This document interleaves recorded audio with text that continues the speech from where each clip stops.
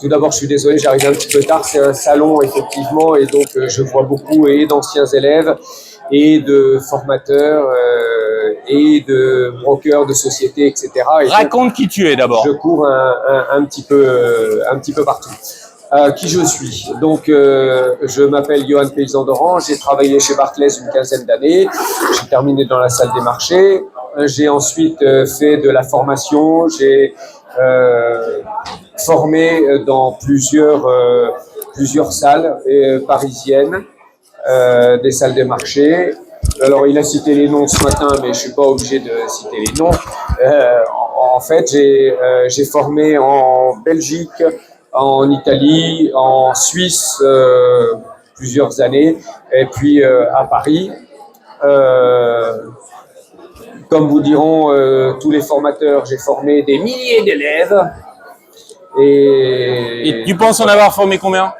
Je pense en avoir formé combien? Dis-moi. Je sais pas, les sessions étaient de 5, 6, entre 5 et 10 personnes par mois à peu près. Donc ça doit faire 100, 150. Pendant la période Covid, évidemment c'était à distance, donc là ça faisait 20, 30. Donc et j'en vois beaucoup, je sais pas. Oui, peut-être plusieurs milliers, oui, 2000 ou 2500. Bon, ce qu'il y a de bien, c'est qu'on ne dit pas de moi sur Internet, donc je ne dois pas être si mauvais pédagogue que ça. Voilà, mon parcours en pas trop longtemps. Ce dont on est en train de parler aujourd'hui, c'est de pommes, trading et investissement. Ça fait déjà plusieurs années, ça fait déjà même 4 ans qu'on parle de ce projet avec André, mais vous connaissez peut-être pas André. Donc pour négocier avec André, faut faire attention, d'accord? C'est quelqu'un dans ce sens-là, je croyais qu'il qui a du caractère. Qui connaissent André tout court. Qui a du caractère. Donc ça commence à voir le jour et donc on l'annonce officiellement aujourd'hui. Ah, quoi? Oui, parler. On l'annonce officiellement aujourd'hui et c'est censé être créé avant le prochain salon qui sera en Ok, si vous attendez un peu, là, après l'interview, mais je vais chercher mon PLV là. Je crois. Donc moi j'aimerais bien qu'on soit prêt. Ressentez mon stand si vous voulez, je suis désolé. Avant de rester là. Là, vous pouvez vous voter là-dessus et vous rentrez pas là. Trading et investissement, ce que je souhaiterais, c'est faire une structure ouverte. Donc, c'est pour ça que je l'appelle campus, plus qu'école. Au départ, André voulait une école, c'est-à-dire moi, mes formations, lui, ses formations. Et j'ai dit que je pensais que c'était un petit peu limité et qu'il vaudrait mieux faire une structure plus ouverte, un campus où on pourrait accueillir des formations d'autres. Donc ceux qui sont sur le salon, par exemple, donc multi-actifs, multi-formateurs, multi-formation. Multi-actifs, cela veut dire que même si moi, je ne suis pas un adepte des cryptos, il y a beaucoup de mes élèves qui font de la crypto et qui sont intéressés par la crypto. Bon, très bien, plutôt que de laisser les gens juste avec quelques vidéos YouTube, on pourrait organiser quelque chose sur les cryptos. Et comme ça pour tous les actifs. De la gestion de portefeuille, ça j'aimerais bien aussi, il y a beaucoup à dire. Des options, c'est passionnant, c'est juste un petit peu difficile au début, mais pour ceux qui sont motivés, les options c'est génial. Voilà. Donc multi-actif, je termine là-dessus, multi-formateur, ça veut dire que ça peut être André, moi ou quelqu'un d'autre que vous avez vu ici sur le salon, y compris ceux avec qui je discutais dehors à l'instant et qui m'ont mis un petit peu en retard. Multi-formation, multi-formateur c'est pour les indépendants, multi-formation ce sera plutôt... on pourra accueillir aussi de l'événementiel, des brokers, de l'information financière, parce que j'ai eu des élèves ce matin qui étaient intéressés maintenant par plus d'informations financières que par une technique particulière. Par exemple, comment on lit un calendrier économique, qu'est-ce que le FOMC, etc. Des choses, ce que moi je vais regrouper sous le terme macro, la macroéconomie. Voilà. Alors, tu viens d'expliquer que la formation sera sur l'usage multi-actif. Est-ce que sur une session de formation, du début jusqu'à son terme, est-ce qu'on va se concentrer par exemple, je ne sais pas, uniquement sur le marché action, uniquement sur le marché crypto, ou est-ce que finalement on va prendre le temps de l'ensemble de ces actifs au travers de la formation, au travers de la durée de la formation? D'accord, donc ça dépend un petit peu de l'intérêt des élèves. Pour ouvrir une session sur un actif ou un formateur, il faut de la demande. On peut pas ouvrir quelque chose pour 2 jours, juste voilà. S'il y a de la demande, plutôt pour de la gestion de portefeuille, eh bien on fera davantage de gestion de portefeuille. Un petit peu de macro ou de la psychologie, eh ben on poussera un peu selon la demande. Voilà. On t'entend pas, on t'entend pas. Est-ce que tu peux nous en dire un peu plus sur encore plus près? Ah, il faut manger le micro, il faut manger. Ou alors mais plus fort. Est-ce que la formation sera certifiée? Sera quoi? Certifié. Alors ça, c'est prévu. Donc voilà, c'est prévu, c'est en cours. Le CPF est en cours. Ah oui, mais alors mais plus fort. Les certifications, il faut. En fait, j'aime beaucoup discuter avant avec l'élève pour savoir un peu ce qu'il veut en faire. Une certification pour le mettre dans un CV quand on est très jeune, ça peut servir. Quand on est un petit peu plus âgé, je vois pas l'intérêt. Si vous voulez le sérieux de la formation, une certification parce que c'est garant d'une qualité de formation. Bon, alors là, il y a d'autres moyens. Vous parlez à d'autres traders ou élèves et eux vous diront un petit peu comment se... Mais sinon, ça sert à rien de le mettre sur un CV à 40 ans. Pour ceux qui ont une vingtaine d'années, effectivement, la certification peut être intéressante. Mais là encore, c'est très peu de monde et ça va réclamer de l'argent parce qu'il faut payer Pierre-Paul Jacques pour la certification. D'accord. Voilà. Et alors, au niveau de votre projet, est-ce que vous allez prendre des débutants et les former vraiment avec depuis le début, ou est-ce que vous allez prendre des personnes qui ont déjà un certain niveau de compétence? Ça encore, ça dépend de la demande. Si en face de moi, dans la salle là, je n'ai que des traders qui ont déjà suivi la formation de quelqu'un, donc qui sont déjà, je dirais, avancés, on peut faire un groupe avancé. S'il n'y a que des débutants qui savent à peine comment fonctionnent les bougies ou ne connaissent pas la structure du marché, ça sert à rien de mettre la charrue avant les bœufs. Et donc là, on fait une classe plutôt de débutants. Mais comme je l'ai dit juste avant, pour ouvrir une classe, il faut un peu de monde. J'ai déjà ouvert des classes pour 2 personnes. Ils perdent leur temps. Je perds mon temps. C'est ça qui a ouvert ton sac. Moi, je perds mon temps parce que, évidemment, ça ne payera même pas le loyer. Et eux perdent leur temps parce que quand on est 2, on ne fait pas jouer l'effet de salle. L'effet de salle, ce que j'appelle l'effet de salle, c'est l'effet de salle de marché, c'est-à-dire que quand vous êtes dans un groupe qui est déjà formé, oui, moi je vais pouvoir vous aider, d'accord ? Mais en fait, vous ne le savez pas, mais tous ceux qui sont autour, ils vous aident. Soit parce qu'ils se plantent, parce qu'ils font des erreurs, parce que vous reconnaissez leurs erreurs, soit parce que ils y arrivent mieux que vous et que vous allez pouvoir apprendre d'eux. L'effet de salle, dans une formation, ça compte énormément. Très bien. Alors, est-ce qu'à ce stade, tu as déjà une idée de la durée qu'on va prendre la formation? Tu sais, si c'est 35 heures. Parle bien. On t'entend pas. Hein. Est-ce qu'on l'entend bien ou pas? Ouais. Au fond, oui. Bof, moyen. Et moi, on m'entend bien. Hein. Et, il faut parler vraiment. Et là, André, je sais bien que ce que tu m'as dit, mais c'est comme ça. Et tu le gardes, le micro, tu le gardes parce que comme ça, il sera toujours propre. Alors, donc la question, c'est combien de temps va durer la formation? Donc, j'ai l'habitude de faire des formations. Jusqu'à maintenant, je faisais des formations qui sont relativement longues. Ça intéressait un public déjà particulier puisqu'elle dure 2 mois. Il faut se libérer 2 mois. Il faut avoir du temps. C'était surtout des entrepreneurs. Maintenant, on est dans... j'ai des élèves qui viennent me voir. Alors, excuse-moi, hein, je dis souvent élèves, mais pas prospects ou clients, parce que ça me Voilà. Donc, les élèves qui viennent me voir, ils ont maintenant un boulot, deux boulots, ils ont des horaires qui sont très flexibles. Donc, je trouve que faire sur 2 mois, ce n'est plus le cadre adapté et qu'il faudrait faire plutôt sur la durée. Ça a 2 avantages. Ça veut dire quoi la durée? La durée, ça veut dire plutôt sur 6 mois, sur 8 mois, sur 1 an. Et avec une fréquence de quoi? Avec une fréquence de à peu près 1 mois ou de 2 mois. Ça permet deux avantages. J'ai pas compris la fréquence. La fréquence, ce serait 1 semaine par mois, par exemple, sous forme de module. Voilà. Et au lieu de faire 4 semaines d'affilée, au lieu de faire 4 semaines d'affilée, tu ferais 1 semaine par mois sur 4 mois, par exemple. C'est exact.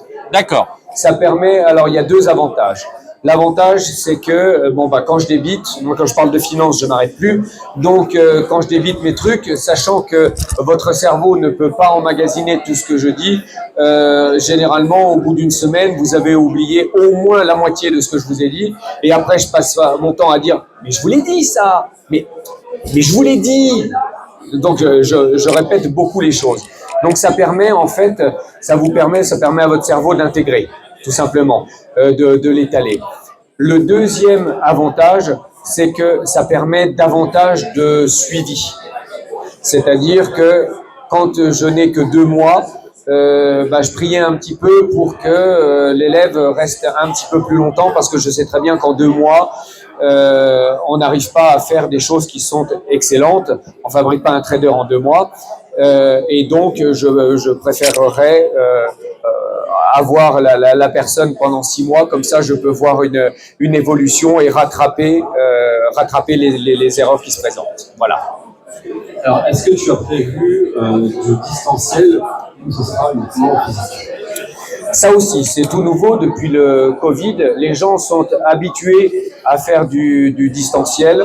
Le Zoom ou le Discord ou etc. ça n'effraie plus personne. Donc ce que je souhaiterais faire, c'est du 50-50 ou du 70-30, c'est-à-dire toujours une partie en présentiel parce que même si le trading est un acte qui est solidaire, qui est personnel, puisque c'est vous qui cliquez. Le trader, il est un petit peu comme un loup, si vous voulez, chasse en bande. Okay. Et donc, encore ce matin, j'ai reçu plein de personnes, donc là, c'était pas des élèves, des gens que je ne connaissais pas, et qui me disaient, alors je trade déjà chez moi, mais je souffre un petit peu. Ils ne disaient pas comme ça, ok, on dit pas les termes comme ça, mais ils me disaient, je souffre de solitude, c'est-à-dire je suis tout seul, je peux partager avec personne, etc. Donc l'idée, c'est quand même d'avoir une partie qui soit en présentiel pour pouvoir partager. La partie distancielle pourra se faire de plusieurs manières différentes, soit en partage en groupe, soit en coaching personnalisé. Là, ça permet le distanciel, en fait, online, comme on dit maintenant, ça permet de mieux, de mieux personnaliser une formation. Moins fort, André, ce qu'il me disait, c'est Alors, les locaux, pour l'instant, c'est pas signé. Ce serait dans le 15e. Il faut voir. En fait, il faut voir en fonction de tout part de la demande, de vous, en fait. Donc, c'est pour voir ça que si c'est à côté de chez moi, parce que moi, je vais pas aller de l'autre côté de Paris. Hein. Donc, comme je suis dans le 15e, j'ai mes bureaux dans le 15e, etc. Donc, ça sera là. Donc, normalement, c'est prévu pour à côté de Beaugrenelle, à côté du métro Charles Michel. Et on aurait 250 mètres carrés. Mais si on peut parler, il y a des discussions. Donc, je vais reprendre un petit peu, je te relaisse après. L'idée, au départ, c'est un peu moins qu'il l'est, d'abord parce que les trading arcade et les formations, je les trouve médiocres. Alors, je m'avance un peu, je peux être détrompé par la suite, etc. Deuxième chose, j'estime beaucoup Johan. Et hier, il a même pris une étoile. Hier soir, il a pris une étoile. On avait des problèmes. Il n'est pas d'accord, il est trop modeste. C'est ça son problème. Son problème, c'est qu'il est modeste. Il s'est fait avoir par tout le monde. Et c'est lui qui fait bosser. Il bosse, c'est lui qui bosse le plus, etc. Donc là-dessus, il est très naïf, très gentil. C'est un avantage et un inconvénient. Donc là-dessus, on va essayer de le changer.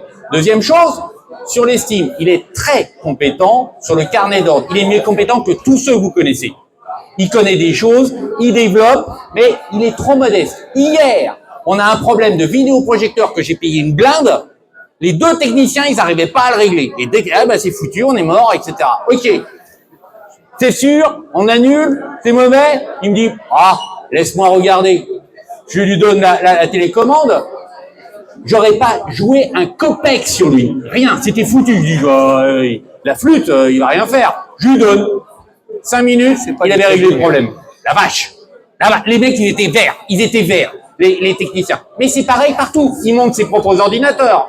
Il organise. Il est à UADIA. Par contre, c'est un grand naïf et il est trop gentil. Donc là-dessus, on va dans les prochaines années, grâce à un peu à nous, au salon, on va en faire une vraie star. Et vous allez comprendre vraiment les qualités qu'il a, etc. Ouais, ils peuvent partir. Non. Et ils n'entendent pas, je suis désolé. Et alors, qu'est-ce que je veux dire? Je vais reculer un petit peu. Tu peux parler de tout, je réponds. On m'entend trop fort. Ça me dit que... T'as pas besoin de micro, André. Bloquez-vous dessus. Et alors, sur cette partie-là, Johan est très, très compétent. Et donc, vous allez le voir. Et donc, moi, je m'associe. Je voyais que c'est lui qui bossait le plus dans toutes ces salles de trading, et trading arcade, etc. J'ai vu qu'il avait des connaissances. Moi, je voulais monter ma salle de trading personnelle, parce que trading arcade, ça gagne rien. C'est plus une vitrine. Les postes, etc. Trading arcade, ce sont des postes clés en main pour des traders qui viennent. Il y a plusieurs écrans, il y a 4 écrans, ils ont accès, etc. Je veux, améliorer les salles de trading qui existent. C'est-à-dire que le turnover est terrible. Il est très important. Et donc, je veux diminuer ce turnover, faire en sorte que les gens restent plus longtemps. Je veux y trader moi-même, parce que moi, j'y trade dans mes bureaux, tout seul. Et donc, la solitude, ça ne gêne pas. Ça n'existe pas, comme disait la chanteuse. Mais en revanche, ce que vous avez, c'est vous n'avez pas toutes les informations.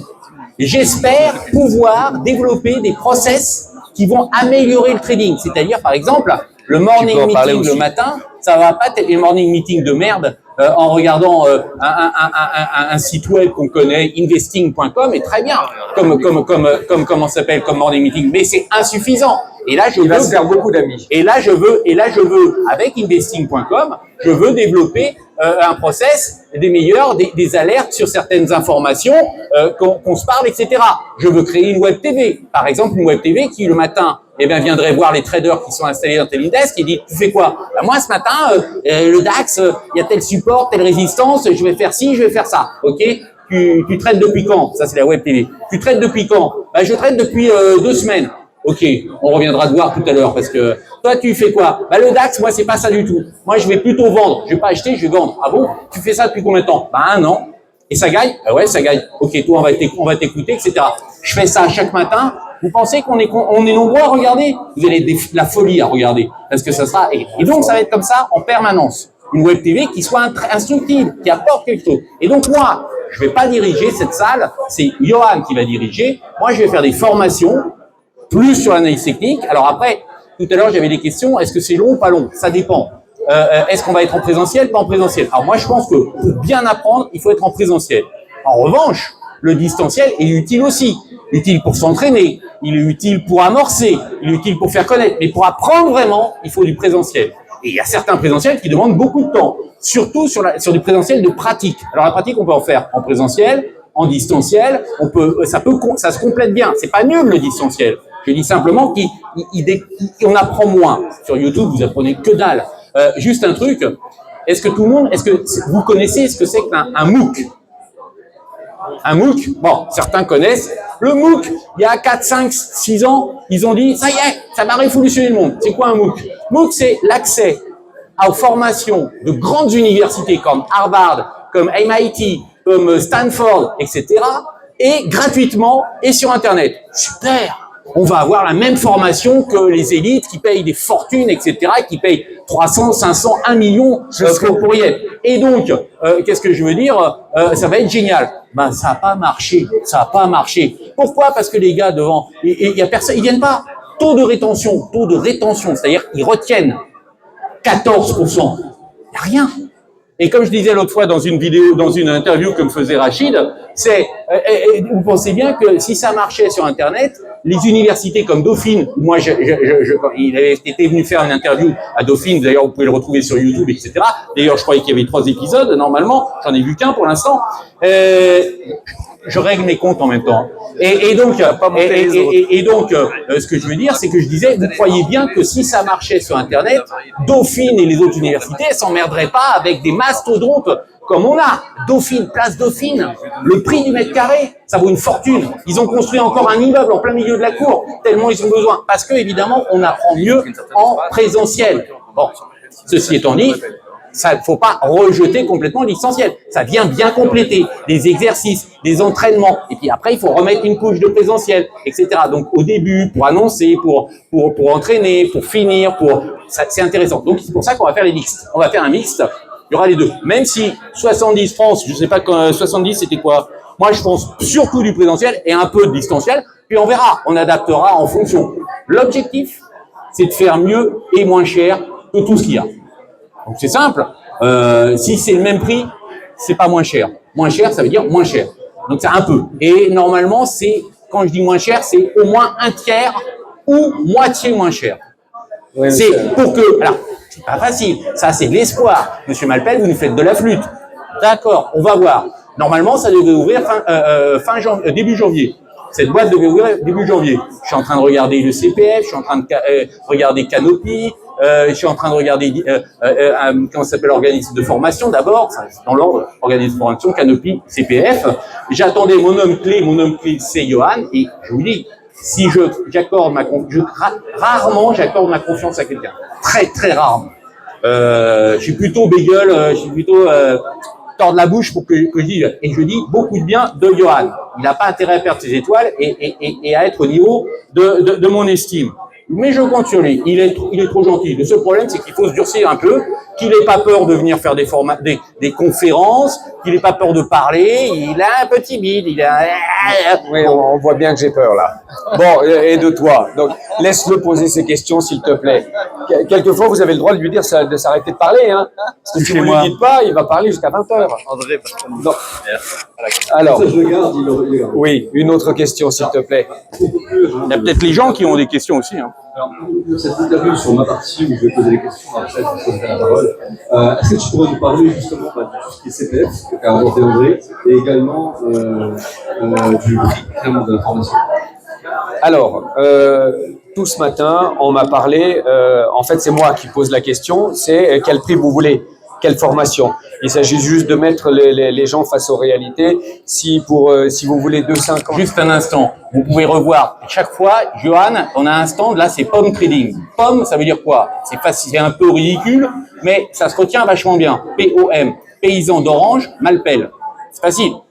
Trading, investment et investissement. Donc, si vous avez d'autres questions et continuez ensuite la discussion, vous pouvez aller voir au stand. Et notre objectif d'être ici, parce qu'on avance un peu la charrue avant les bœufs, c'est d'avoir effectivement d'informations auprès de vous sur ce que vous voulez, comment vous voulez. On veut répondre aux petits oignons de ce que vous voulez. Le prix, je vous dis tout. On répondra pas à tout le monde, c'est sûr, parce que celui qui va venir et me dire, bah moi je la veux gratuitement, a priori tu l'auras pas. Mais s'informer, etc. Et donc on va faire. Et voilà, on avance au fur et à mesure. Donc oui, pour reprendre, pour compléter ce que vient de dire André, c'est donc mettre les personnes face aux réalités. Vous ne pouvez pas être donné 2,50 par mois et être formé en présentiel toute la journée de 8h jusqu'à 18h. D'accord? Après, c'est moi qui pose plutôt la question, quel prix vous voulez et quelle durée? C'est-à-dire, est-ce que vous êtes disponible plutôt le soir, le week-end, la journée, plutôt sur une semaine, sur un mois complet, etc. Combien de temps ça doit durer? Est-ce que ça doit durer 1 mois, 3 mois, 6 mois, 1 an? Eh bien, voilà. Un bouquin, ça c'est Mais il n'y a pas de prix. En plus, le prix va dépendre un petit peu et du formateur qui va le faire et de l'actif. Là, j'en ai 3 à faire. Une formation en futur va vous coûter par exemple moins cher qu'une formation. Je fais un peu les formations que je faisais. Une formation en gestion de portefeuille pour débutants, celle-là va ne durer que quelques jours. Donc ça, ce sera relativement facile. Ensuite, il suffit d'avoir des revues régulières tous les mois ou tous les 2 mois. Donc ce sera d'un prix relativement accessible. Donc les prix ne sont pas fixés d'avance. D'ailleurs, faire attention. Ok, c'est plutôt clair. Est-ce que dans l'Assemblée, il y a des questions? Des questions? Quelqu'un veut se lancer? Vous avez tous compris. C'est bien. Quand ça commence? Ah. Bonjour tout le monde. Merci de cette présentation. Ma question est très simple et j'aimerais bien. J'espère que c'est clair. Non, mais il va te écouter. Je vais essayer pour les débutants. C'est-à-dire, je veux initier sur l'investissement et le trading. Souvent, la première étape, c'est YouTube pour acheter des livres par exemple. Oui, ça fait du bien. On y attend. Tout à fait. Souvent, ils ont une vision d'un investissement. Tu sais qui c'est, El Karoui? Non. Master, mais c'est la bête des bêtes mathématiques et en physique en France et qui fait le master, c'est le master de Polytechnique, etc. Lui, il a été formé par El Karoui, je crois. Il a un petit doute sur le nom. Mais de toute façon, j'ai pas cette question parce que j'ai pas d'expérience chez ces investisseurs. Et du coup, vous, en fait, en parallèle, vous avez présenté votre cursus, savoir que vous avez fait des expériences dans des salles de marché. Dans cette formation, est-ce que vous avez apporté cette, à mon sens, cette voix qu'on n'a pas mis, que ce soit YouTube, sur n'importe quel livre, cette vision particulière, est-ce que vous avez apporté quelque chose là-dessus? Alors, c'est clair la question. Comme j'ai parlé, j'ai pas entendu. Alors, tu as déjà entendu que vous n'aviez pas d'expérience vis-à-vis institutionnelle. Juste une paille. Moi, ouais, juste une paille. Je conseille la quasi-totalité des salles de marché sur les marchés de futurs. Depuis 1996. Donc les institutionnels, je connais très très bien. Et moi, je sors du milieu institutionnel. J'étais à la Criée pour Mescar-Roussel, etc., etc. Donc, je connais très bien. Alors après, la formation entre un professionnel et un particulier, c'est égal. C'est égal, hein. Il y a des particuliers qui sont plus intelligents, plus aguerris, plus professionnels que des vrais professionnels qui comprennent rien, qui sont bloqués. Surtout les professionnels qui ont suivi un cursus assez élevé. C'est très difficile. Dauphine, aujourd'hui, on fait de l'analyse technique en permanence ou des tradings, mais ça n'a pas été le cas tout le temps. Bon, moi, depuis 14 ans maintenant. Mais 14 ans, pour moi, c'est hier. Hein. Quand je parle il y a longtemps, c'était dans les années 70, il n'y avait pas ça du tout. Donc, je passe pas le micro, sinon il va le garder. Donc il n'aura pas le micro. Je crois avoir... il y a deux pans dans votre question. La première, vous me dites que les formateurs en général ne s'intéressent qu'aux particuliers. C'est un petit peu normal. Les formateurs indépendants ne vont pas s'intéresser, ne vont pas aller former dans des banques, etc. C'est un autre circuit, tout simplement. Donc, effectivement, tout ce que vous allez trouver sur Internet ne va s'intéresser qu'aux particuliers. Voilà. Ouais. Moi, j'ai formé pendant des années une grande partie de la clientèle de Boursorama.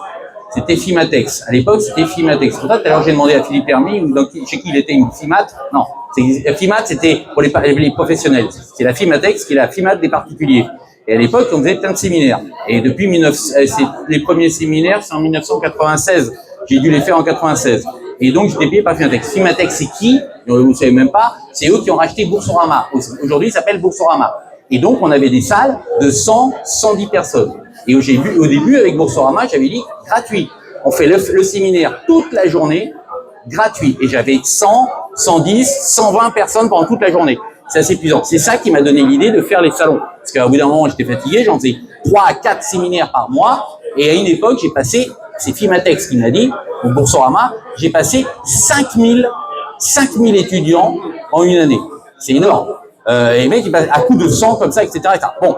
Et on faisait des travaux dirigés, donc je vais refaire un peu ça. Bon, c'était des séminaires qui sont pas du tout pareils qu'un séminaire de trading. Il y avait un séminaire de trading, mais c'était pas comme on le fait aujourd'hui. C'est des séminaires qui duraient une seule journée. 1 heure, mais il y avait le niveau 1, le niveau 2, le niveau 3. Donc, pour Elliott, par exemple, vous aviez 3 niveaux. Vous aviez 3 niveaux et on faisait les 3 niveaux. Donc, ça faisait 3 jours, si vous voulez. Et lui, il fait des séminaires où il y a besoin d'une pratique, d'un entraînement, et c'est ça qui est très difficile à acquérir. Et l'expérience, c'est très difficile. L'expérience, c'est le temps. Donc, vous gagnez du temps si vous avez un mentor ou un coach qui vous dit non, tu fais une connerie, tape sur les doigts, je sais pas, pour avancer. Un coup d'électricité aussi, c'est vrai que tu fais une connerie, là, vous allez vite comprendre, vous allez voir, vous allez comprendre plus vite. Et par contre, l'analyse technique, non. Et donc, j'ai passé beaucoup de monde. Et là, c'était des grandes salles. Donc, après, vous me posez la question, est-ce que c'est individuel? Ben, individuel, il y a beaucoup de formateurs qui prennent ça parce que ça coûte, ils payent mieux. Donc, il y a tous les styles. C'est comme aux cours de tennis. Il y a des cours de tennis, on est nombreux, et des cours particuliers. Donc, en groupe ou en particulier. C'est moins cher ou pas? Après, on apprend moins bien en groupe. André, il faut faire des réponses un peu plus courtes, hein. Sinon, on ne pourra pas avoir trop de questions.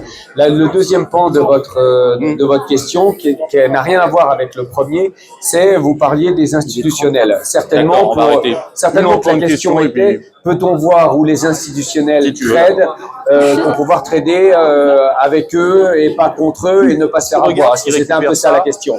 Tu récupères ça, le PLV. Tout l'objet, on va dire, de l'analyse technique ou des formations pour particuliers, ça s'adresse, enfin, elle a ça pour objectif. Donc, tous vont vous dire un petit peu ça, et moi, dans mes formations également, je vais vous dire que le plus important est essayer de repérer le gros, d'accord, et on parle du gros, on ne parle pas des gros, même s'il y en a plusieurs. Oui, mais comme ils font la même chose, on parle d'un gros à la vente ou à l'achat. Okay? Donc, bien souvent, je dis qu'il y a un acheteur. Quand je dis qu'il y a un acheteur, ça veut dire qu'il y en a un, mais il y a un acheteur. Ensuite, quand je dis il y a un acheteur, ça veut dire qu'il y a un institutionnel qui achète. C'est pas quelqu'un qui met un lot ou deux lots quand on parle des futurs, c'est quelqu'un qui achète avec des paquets relativement importants. C'est pas moi. Okay. Et donc, quand il y a un acheteur, ensuite, eh bien, c'est là où vous allez développer votre technique pour connaître le prix auquel vous allez pouvoir acheter. Parce que c'est pas, il y a un acheteur, bon bah j'achète. Non, c'est un tout petit peu plus complexe que ça. Il y a un acheteur, donc développez votre technique pour pouvoir acheter le bon prix. Quel est le bon prix? Donc, et ça s'apprend. J'ai répondu à la question? Oui. Ok. Une autre question? Dernière question. Ah, il y en aura eu que deux. Monsieur, là, je sens que vous avez une question. T'embête pas. C'est bon? Écoutez. Ouais. Donne le micro. Comme ça, tout le monde entende. Est-ce que vous avez des choses à enseigner sur les options? Est-ce que vous avez des choses à enseigner sur les options? Il y a plein de trucs, hein.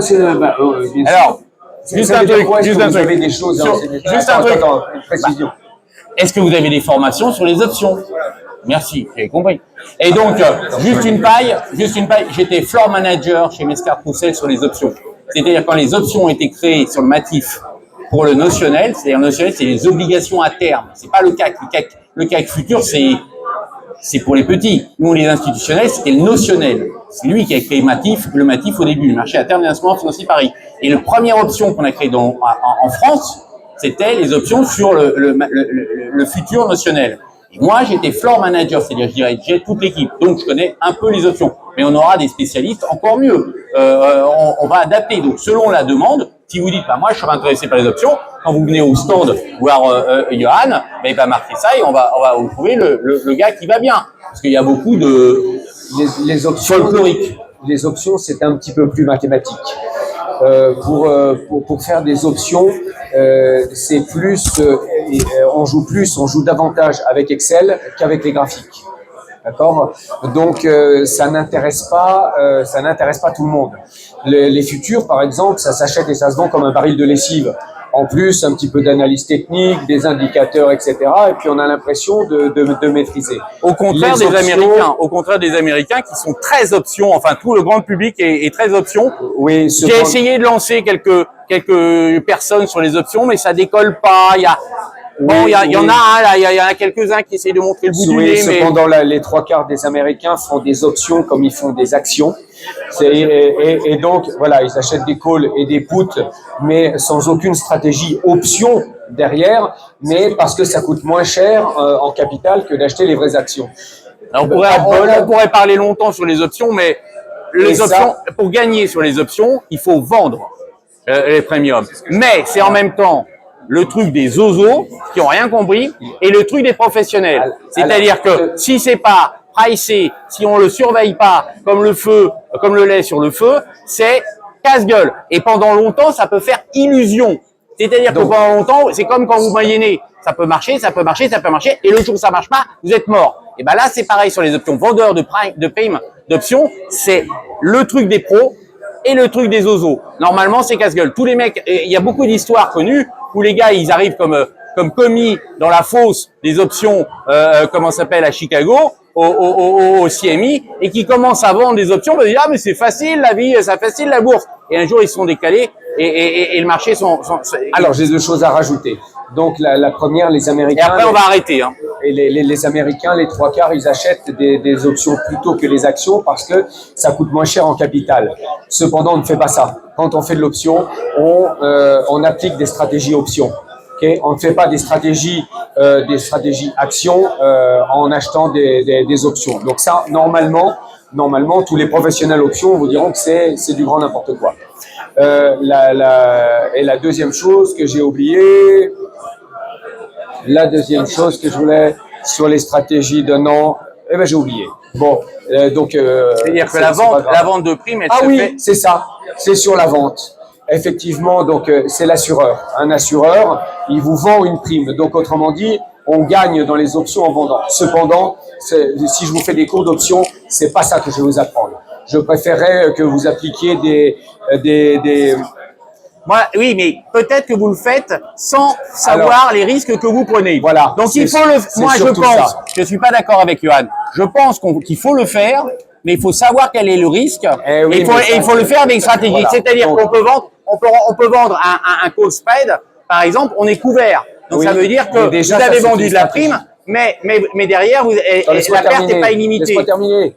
Donc, effectivement, vendre des options, ça rapporte de l'argent puisque les assurances, AXA, les assurances classiques, c'est ce qu'elles font, d'accord? Elles vous vendent une assurance, donc là, c'est effectivement, ça gagne beaucoup.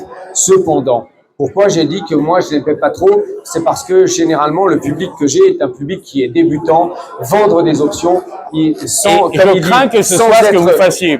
Sans être conscient du risque, c'est ça. Vous faites des options depuis combien de temps? En fait, si vous n'avez pas bien couvert votre option, vous avez travaillé le truc? C'est non, mais ça veut rien dire ça. C'est pas parce que vous avez gagné que vous avez raison. C'est pas ça du tout. Ça, c'est une mauvaise. On gagne, on perd. Sur le long terme, il faut perdre peu et gagner le plus maximum. Ça, c'est le premier point. Attendez, c'est pas grave. Ensuite, il faut pas le prendre à titre personnel. Quand je vous dis le truc, je sais que beaucoup de traders, ah mais moi j'ai gagné, mais on s'en fout.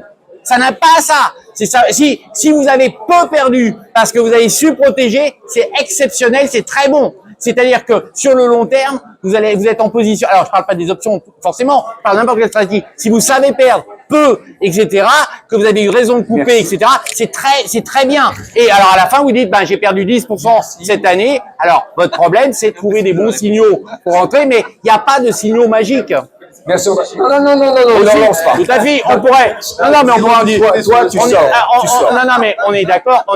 On pourrait en discuter longtemps. Oui. C'était généraliste. Non, mais ce que je disais, on est là pour présenter Pomme.